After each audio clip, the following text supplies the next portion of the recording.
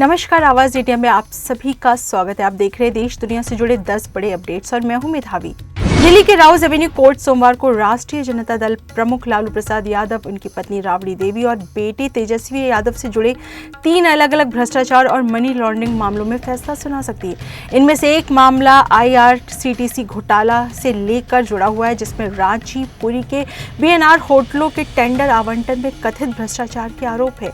CBI ने इस मामले में IPS की धारा 120 और 420 के तहत भ्रष्टाचार निरोधक अधिनियम धाराओं के तहत चार्जशीट भी दाखिल की।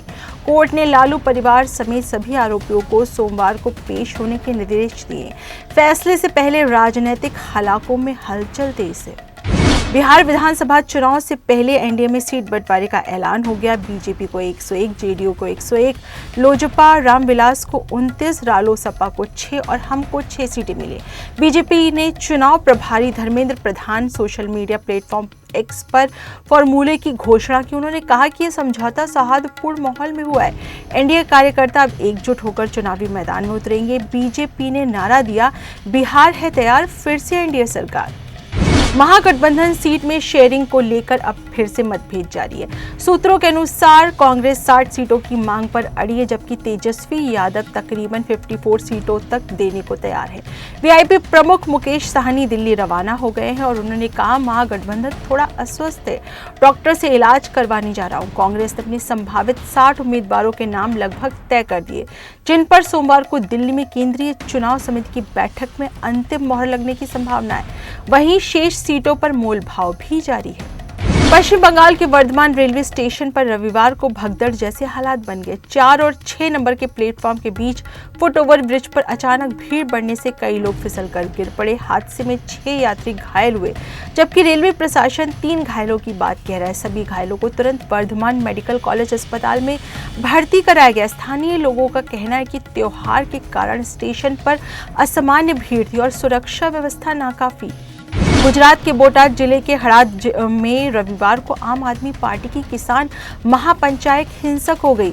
बिना अनुमति की सभा को तितर बितर करने पहुंची पुलिस पर पथराव हुआ। पुलिस ने लाठीचार्ज की, आंसू गैस के गोले छोड़े। 3 जवान घायल हुए, कई वाहनों के शीशे टूट गए। करीब 20 लोगों को हिरासत में लिया गया। पुलिस का कहना है कि अनुमति के बिना सभा आयोजित की गई थी।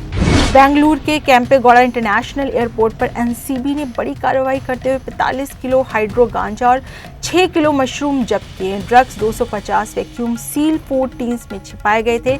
इस कार्रवाई में 3 लोग गिरफ्तार हुए, जिसमें एक श्रीलंकाई नागरिक भी शामिल है। एनसीबी के मुताबिक ड्रग्स की कीमत तकरीबन 50 करोड़ रुपए है। थाईलैंड से हाइड्रोपोनिक गांजा की तस्करी करने वाले अंतर्राष्ट्रीय गिरोह के खिलाफ यह ऑपरेशन चलाया गया था। लखनऊ पुलिस ने रविवार रात 1 लाख के इनामी बदमाश गुरसेवक को मुठभेड़ में मार गिराया। गुरसेवक शाहजहांपुर का निवासी था। पुलिस टीम ने कार्रवाई के दौरान एक अन्य बदमाश को भी पकड़ने की कोशिश की, लेकिन वह अंधेरे का फायदा उठाकर फरार हो गया।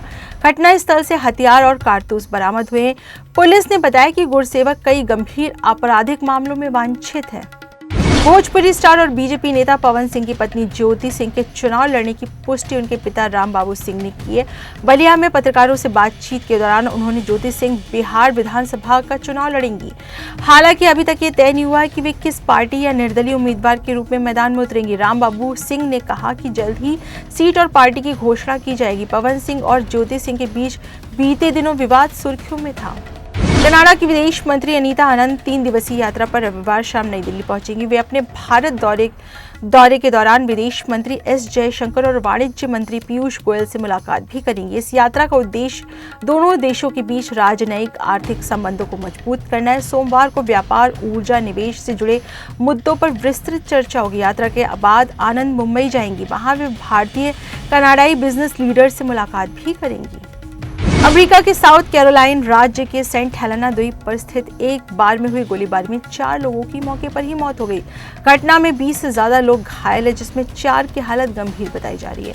फायरिंग के कारणों की जांच जारी। अब तक किसी की भी गिरफ्तारी नहीं हुई। अधिकारियों ने कहा कि गोलीबारी संभवतः झगड़े के बाद हुई है।